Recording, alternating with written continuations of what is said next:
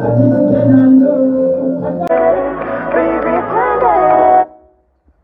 we are back again with yet another video.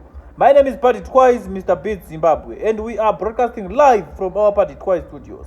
Pano pa Party Twice tinokudzira nyaya dzese zviri kuitika matumano ose enyika nematumano ose emasocial media. Tenge tichikudzirai panapa. Chanyu chete kungosubscribe, wolike, wokomenta, wotiudzawo mafungiro enyu pamusoro penyaya yacho yatinenge tataura nditi. Because Party Twice hatisi kumira.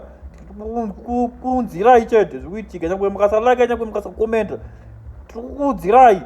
Tikuunzirai chete zviri kuitika matumano ose enyika and my name is Party Twice and saka nhasi tikadi kupedza munamando sidza richipora tukazvekare futi boys nenyaya ya Miss Viewers and Miss Viewers Queen Nadia vari kusangana futi nani vakada kuita chikolabho naNdunge Youth ndozviri kubuda mumatumano ose emasocial media. Ndunge Youth komana avhurirwa mukomana Ndunge Youth avhurirwa Viewers akanakirwa ati uya musikana tiite chi ati uya musikana tiite kambo antoiziva saka paka Queen Nadia akasiyana nezvezviya zvekuvhara makumbo antu Viewers akuita zvekuimba zvemuzika akaona kuti akatsiurwa makamutsiura vakatsiurwa nevanhu kuti ayo sete zvechiViewers izvo zvinana kuite chi zvekuimba nezviya saka Viewers